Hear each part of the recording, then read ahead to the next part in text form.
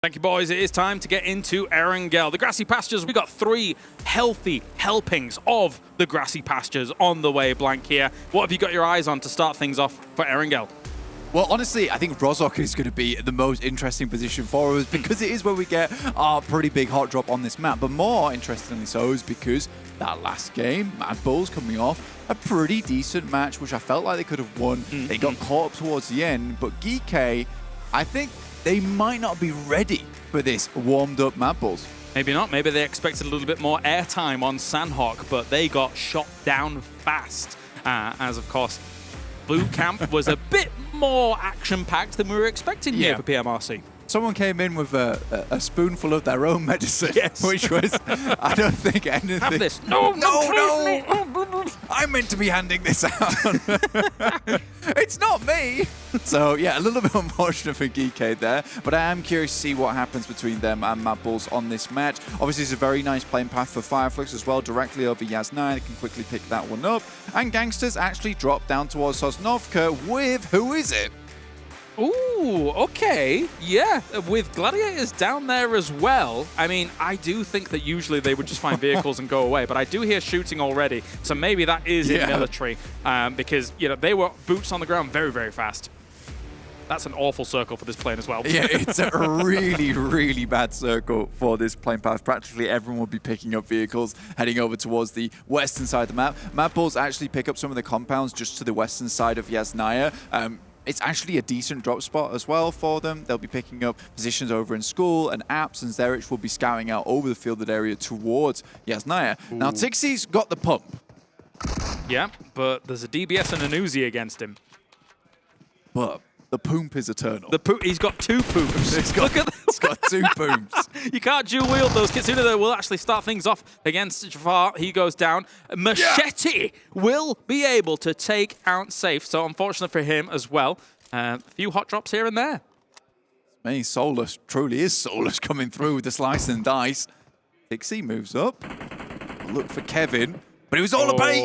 The poomp was a bait. What happens when Gangsters has to fight someone in the first 20 minutes? We've found out. Oh no, goes badly. Who would have thunk? So yeah, I'm a little bit curious about this. Maybe Gladiators are just like, let's just put them out their misery at the start of the game. The blue hurts them enough. Ooh. Youssef taking a lot of damage there as well. Maku still holding on ground. He does have himself the ump as well as the mini. The mini's not going to be too useful here just yet unless he really goes for some cheeky shots, but here comes the PP Bison to try and do something. Goes for the pre-fire on that window just in case. Meku still sat there. Good to go. And Meku just locking him down in this position. And I think this has happened a fair few times where one player has played the bait role and the other players just waited to find the off angle. Meku got a little bit too big for his boots there, will step out and get put down. And now Kitsune, Papa Kitsune, will have to come in as backup. Trying to go for the nade. How far is Walsh forwards, though? He was looking to try and get a flush if he could. Still trying to peek through some of these windows. Here, reinforcement is not to be seen because Youssef's already down. Tixie tries to get him. Will do so. That is Gladiators getting some much-needed points on the board to start things off.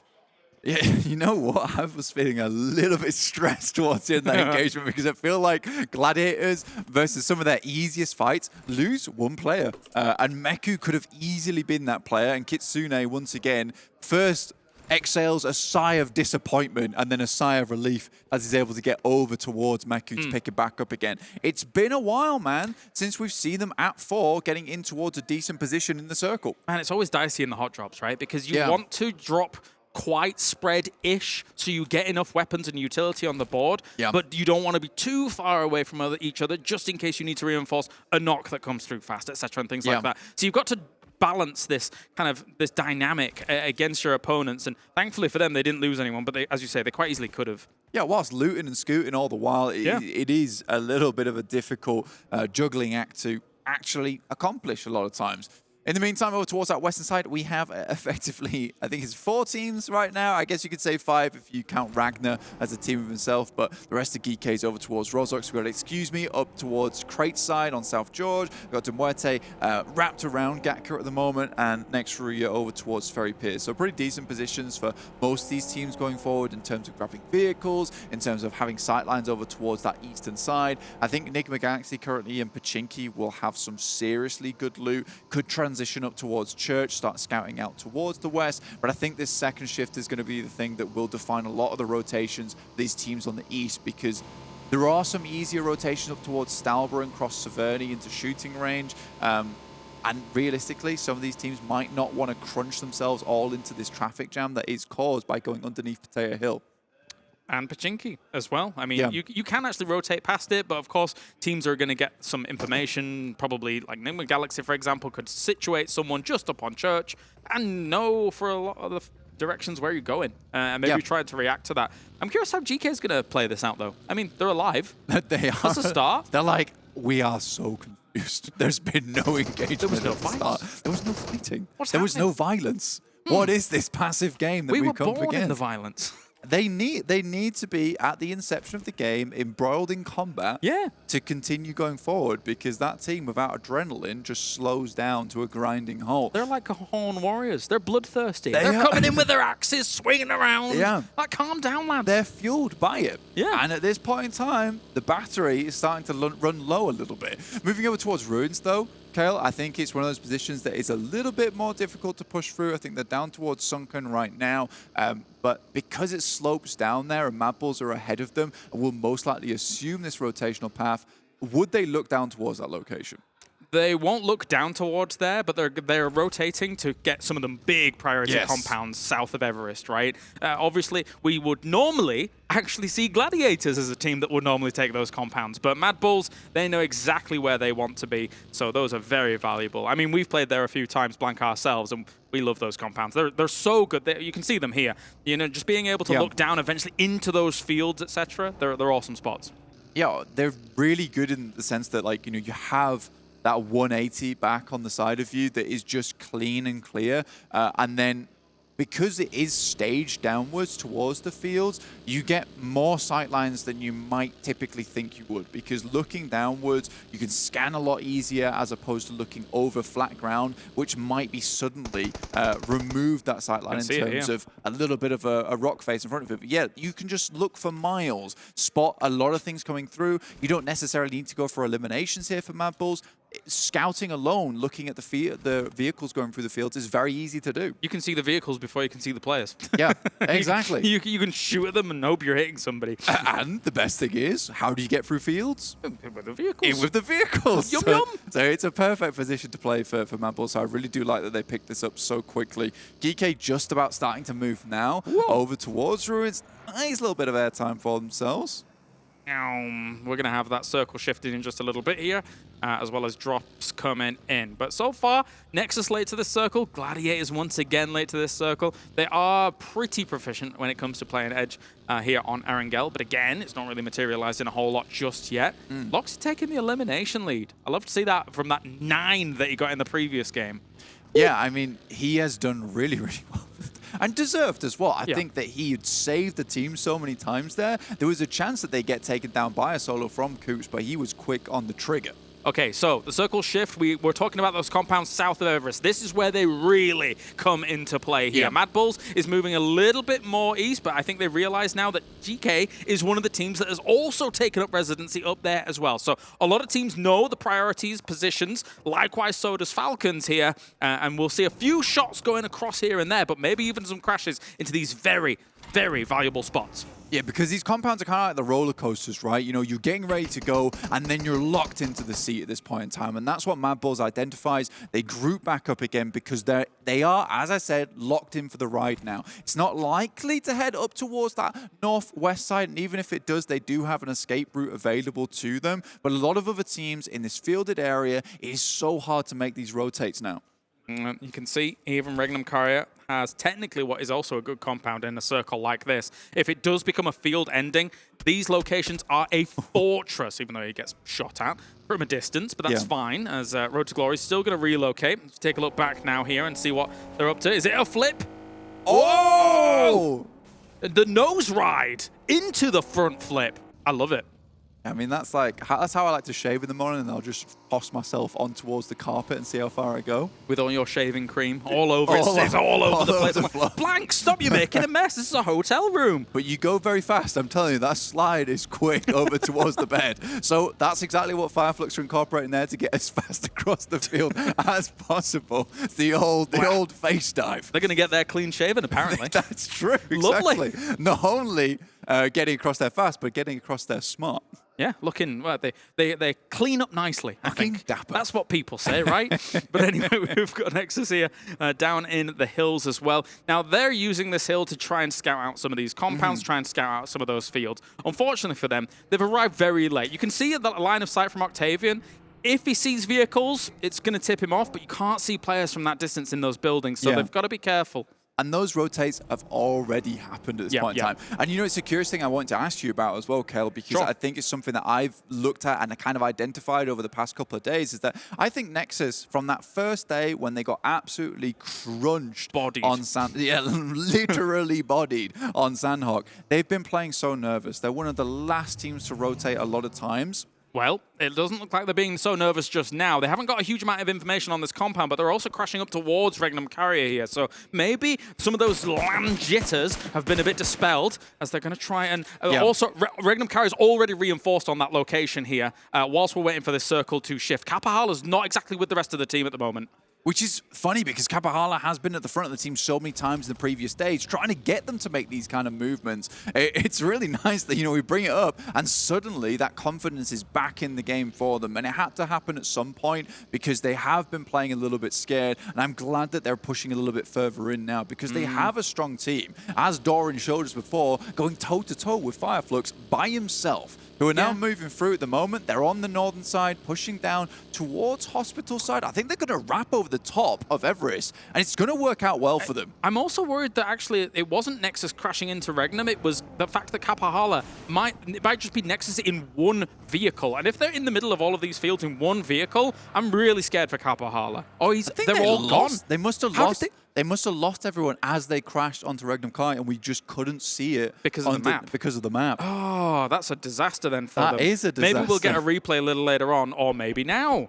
What? There you go. You're clairvoyant. Ta-da! Yeah. So this happened in the blink of an eye. This was. What can we say about Nexus? Because they look so great in our region, but they're coming late to these circles. They're making these crashes. It's devil may care because, again, we were talking about Octavian's line of sight on that compound, and they were just like, well, we can't see anyone, so I guess we'll do it. But you can't see anyone at that distance anyway. And again, as we brought up earlier, those fields, you're rotating through them. It's so visible. So difficult to do. Ooh. Okay, well, rough stuff, but likewise, Demuerte is in a little bit of rough stuff as well. Wolf, up from the top, was able to get a few pot shots in himself. Likewise, trying to help out Frozen, knowing that need to get these guys up as fast as possible on the high ground, probably in that compound. Yekta, not going to be salvageable here. No, I think it's pretty much donezo at this point in time. Yeah, I think so too, Blank. That was very deep, man. Look, it's because I'm sad about it, all right? Leave me alone. I'm also, you know, I'm crunched up in the chair right now. I'm actually doing my stretches. Oh, yeah, I could see. Yeah, of the lungs. Okay, all right, all right. That's the only reason. Come on. I like to pretend I've got a deep voice like Seven. Over towards Team Falcons, who did make their way through, and just underneath Everest is another decent position on the map, actually, for them. Looking down towards the field, towards Nigma Galaxy. I think they could potentially have a good game from here, but it's the Mad Bulls also who will have identified this position. At some point, this is one of the spots that Mad Bulls might take if they need to crash somewhere. I think it's realistically one of the only places to go other than the top of Everest. You know, it's funny because you bring up this compound that Mad Bulls is in. I was going to be very picky and would say that usually I would take a compound more east of it because it actually has even better lines of sight where Brute Force is, for example. Like that is really a strong spot. But anyway, that's by the by here as we're waiting for the circle to shift. And Road to Glory is also looking towards Nexruya, who are being slow about their entry point. Where are we going? Dead south. Wow. Okay, there's a lot of hill involved in this circle here, alongside those compounds down to the south. So we'll see how it plays out. Vision could use that to their advantage on the top of the hill eventually. Yeah, the terrain cuts up a lot of this position, quite a lot. Yeah. Vision right now have that compound to play around with. It doesn't have the best sight lines off towards that western side. True. But down towards the south, there's those hills, as you talked about. So it is a bit weird because we're kind of cutting this into three areas essentially. Don't say 3 quadrants. I stopped myself. Yep, good, I stopped good. myself. It's fine. It's fine.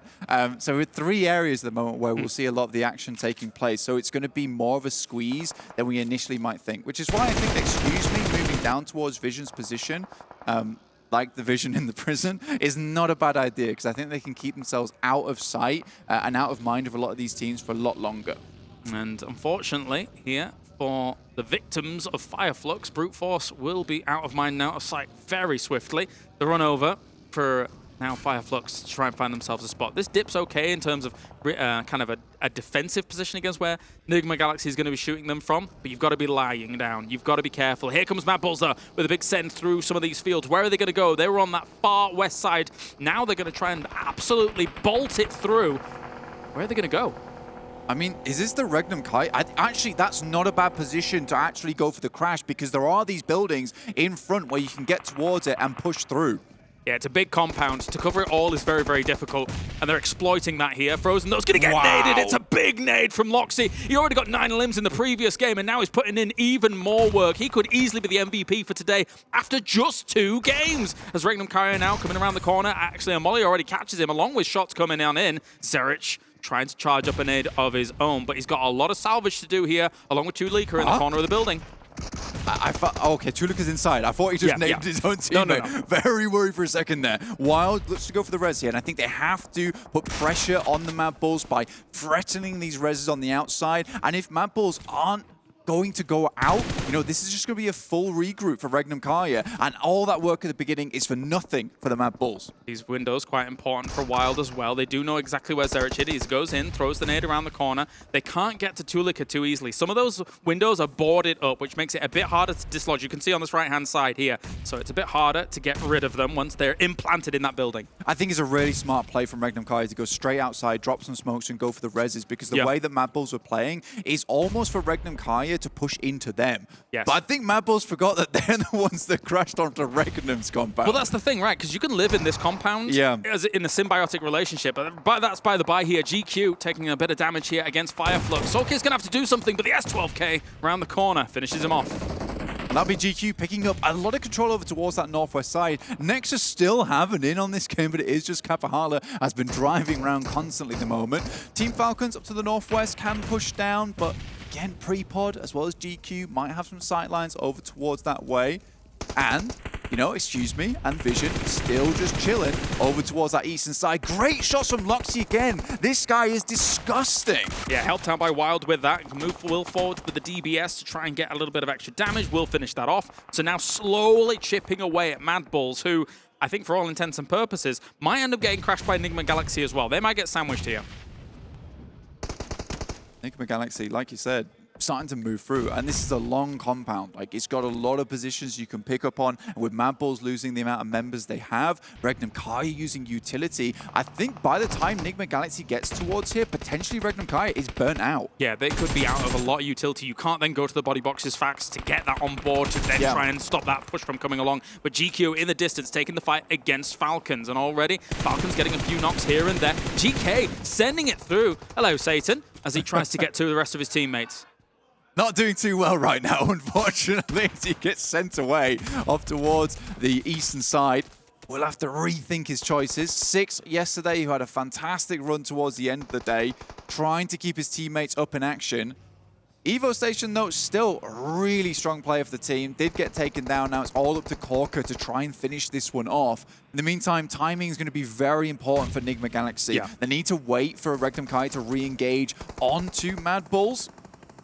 I mean, you're right. I thought they were going to go a little bit faster, but they've bided their time. They don't have too much pressure against them. Yeah, the Blues eventually going to push them, but they're calculating, how are we going to approach this? I won't be surprised if they've thrown some smokes near the road and eventually we'll make that transition, but we'll look a little later on. Falcon still embroiled in this fight. Corker looking for a Corker. Will it hit? Yes, it will. Absolute back of the net. That was nicely done there. Corker able to finish that one off. Tulika, Frozen God, over towards the Shacks. I think this is about as far as possible as you can get away from Regnum Kaya. Please leave us alone. I'll see you guys in a little bit. Tomorrow. So fairly difficult to play around with. Yeah, the smokes are coming down. And I think for Enigma Galaxy, this is where we're going to start to see the push coming through. And I think this is one of the first locations that you would check if you are Enigma Galaxy. I've seen it a fair few times now. They could even just toss a nade in. Yeah. And that is less of a case of we know players in there, but more of a contingency plan. Yeah, it's weird, right? Because if you throw a nade in there, do you hit the counter, which then they could hide behind to try and kind of avoid that nade? Yeah. But again, you could even, in theory, some people throw 2 nades in, one against the counter, one over the counter, and try and dislodge them that way. But anyway, as we have Corker here with his baseball arms, throwing, doing the thing. But yeah, Enigma Galaxy has wrapped all the way to the center of the circle. I thought they were going to take it a little slower, but they have gone bang center. Yeah, I think... What do you think? I think with Enigma Galaxy and Ralph, right, with Freak going out here as well, it's one of those things where you send 2 players through as an anchor point for the rest of the team, and I think they hope to third party, or at least take shots towards Regnum Kaya and Mad Bulls as they left this compound because they don't see the value in it anymore. But obviously with Ralph going down on the approach, I'd rather they'd rotate it together into one single position, so if one gets knocked, there's at least that potential of the smoke and the res. They're going to use some of the fields as well. So they have spread themselves out to try and kind of subvert a little bit the expectations here from the lobby.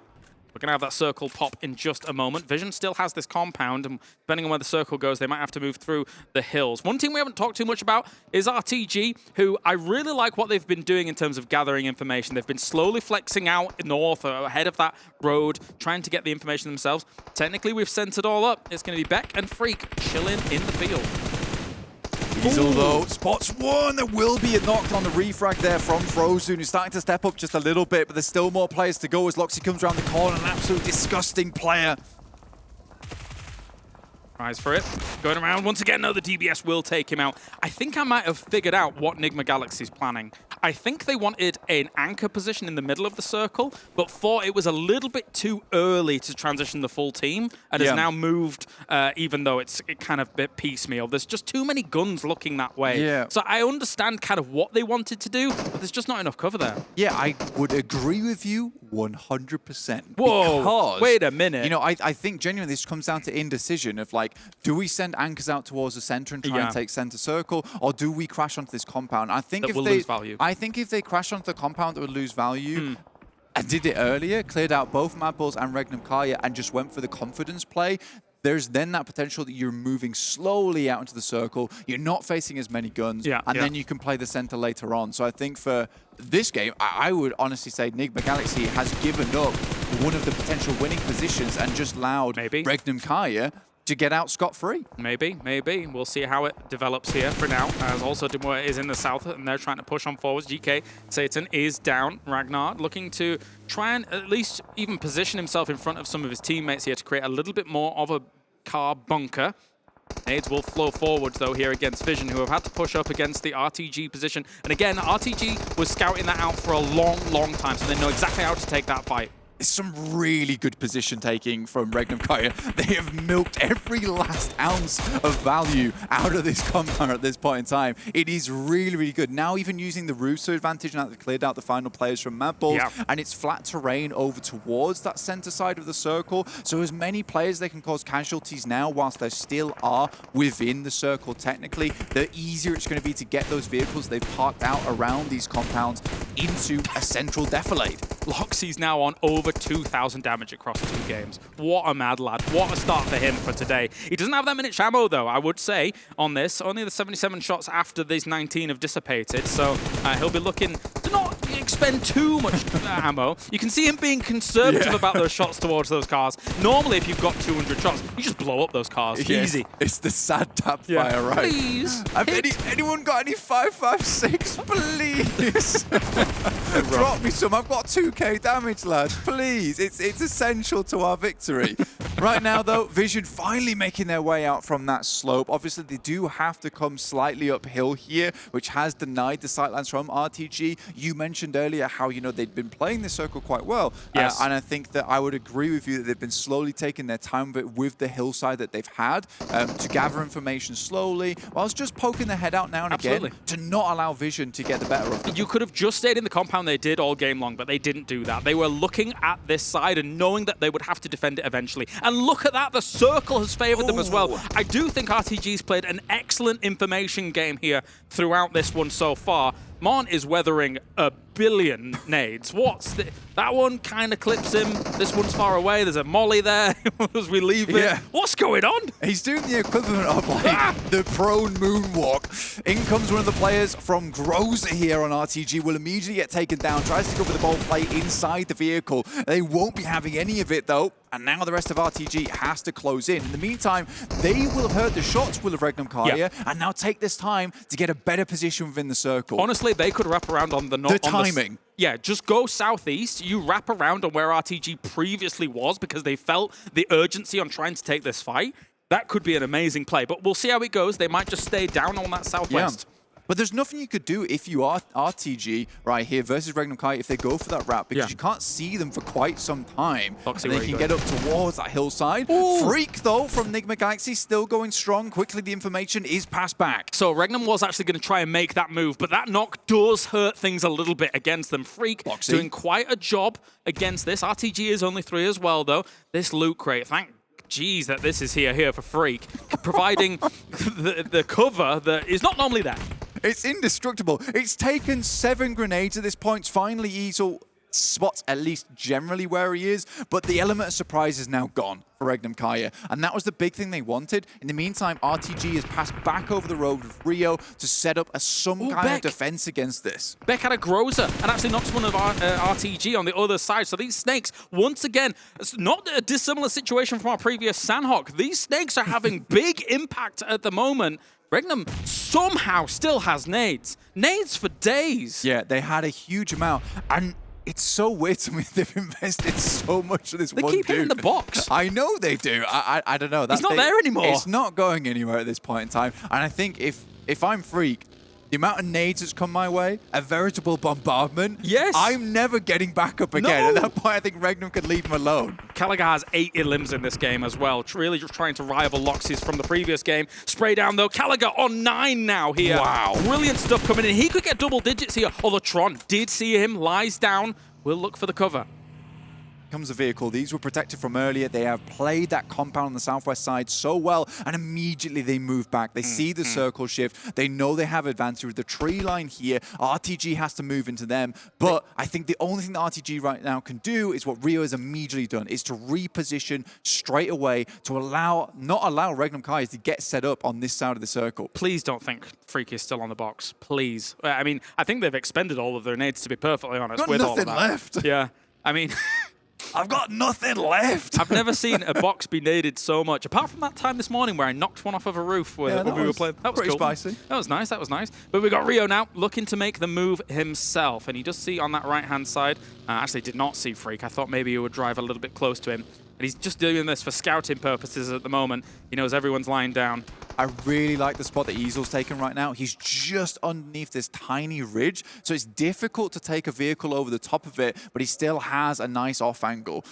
So I think for RTG, if they can find him, Regnum Kaya's chances at winning the game goes down quite a lot. But with Easel being the MVP from yesterday, I think he can handle himself. It's about spotting pixels here. Sometimes when we're in this scenario, I do wish we kind of, turn the X-ray off and see exactly what the players see. Because when it comes to all of this proning, chilling out, waiting, it's honestly about seeing pixels in grass. It is tiny. They have excellent eyes, these players. On the storyline of today, though, another top 5 finish for Nigma Galaxy. With Freak making his way up to a top 3 off the back of the top 4 that Coops was able to make on the Sandhawk. So for Nigma Galaxy, they're absolutely laughing right now. But Regnum Kaya is catching up. They're unbelievably consistent. It's been really fun watching Nigma Galaxy here. It looks so good from game to game to game. But as you say, Regnum Kaya on the hunt, on the charge. 10 limbs their way. Road to glory, 12 limbs. I said it earlier and I'll say it again. They've played a great information game. He sees one though. Good. Will actually stray into the blue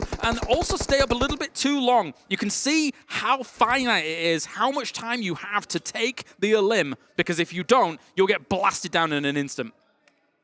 I wonder if they even have time to go for this res, or even if they will go for it here with RTG off in the distance.